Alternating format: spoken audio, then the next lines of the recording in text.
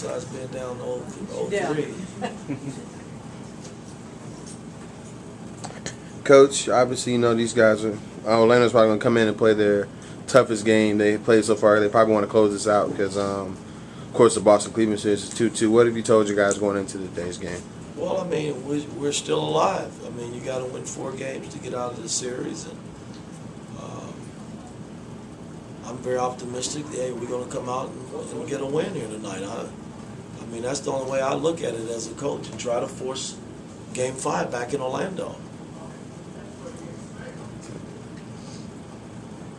These first 3 games, I mean, it can't be about X and O's as much as it is just about. Well, we haven't played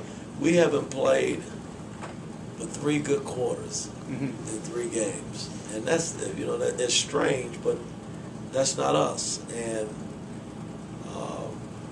tonight it's got to be just about what we do, man, and doing it better than they do it. I mean, that's pride. A lot of things come into play tonight, man, because we didn't play well in Game 3 and in front of our fans, and that hasn't happened. I can't explain it, but it hadn't happened very many times this season. That just has not happened. Not a 30-point blowout. Is there anything X's and O's wise that could possibly be formatted? Without giving too much away, obviously. Well, I mean, we're changing every day, trying to do some things, and don't seem like anything is working. But at least they haven't in the 3 games we've lost, and so we'll try some different things again tonight just to see. But my thing is, we got to give ourselves a chance right out of the chute. I mean, being down 20 at halftime, 10 after the end of the first quarter, that's not good enough. We just got to be better out of the gate and make a game out of it. Coach, Orlando's a good team. I mean, they did go to the finals last year. I mean, they have the defensive player of the year in Dwight Howard. They picked up Vince Carter. I mean, they're a better team, but are they as good as they've looked in the 3 games against you guys? They're good.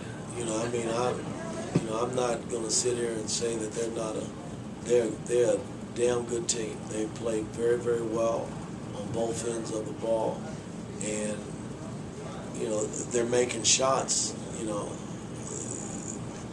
where you probably expect them to make them, because they have so many shooters. I mean, they have shooters.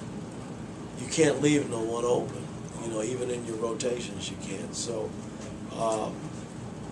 and then they got Howard playing at a high level in this series down low. So I mean, it's just a double threat for us in terms of we haven't seen anything like that all year in terms of, even when we beat them here, we were good defensively that night, and we held them to 84 points. And we didn't score a lot, but it was our defense that won the game here.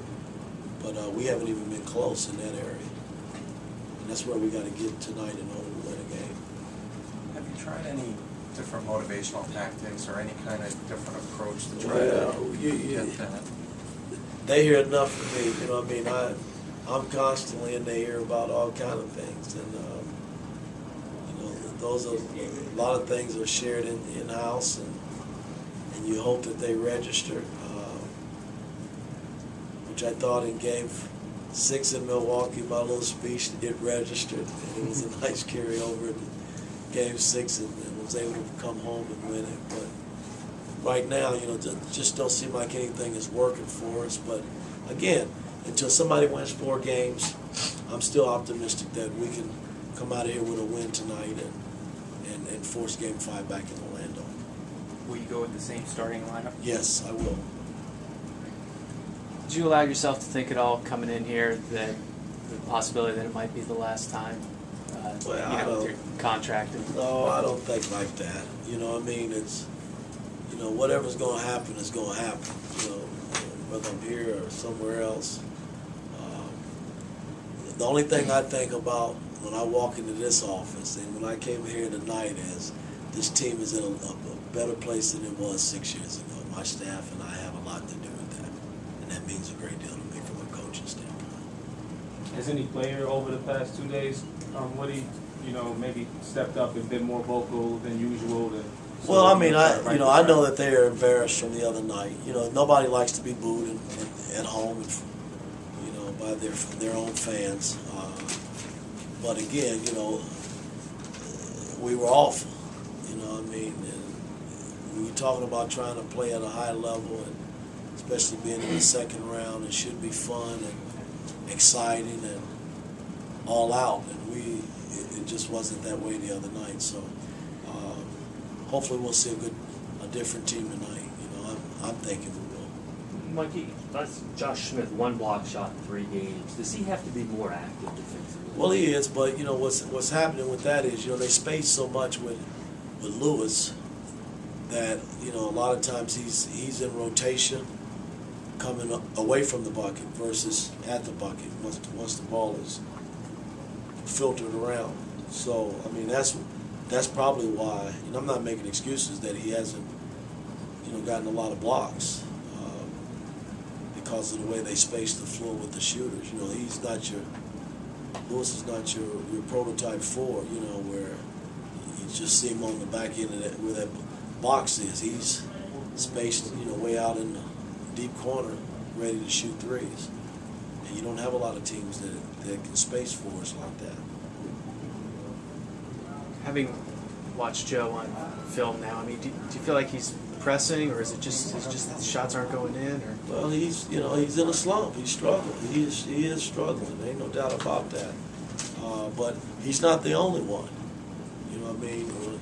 Guys, we averaged 101 points coming into the playoffs, and offensively we got some holes right now, which I never expected would happen. Offensively is one thing. I thought we could do on anybody in terms of scoring the ball. I always worry about defense and rebounding. That's because I know that's where you win basketball games. But you never could have told me that we were struggling, to shoot the basketball.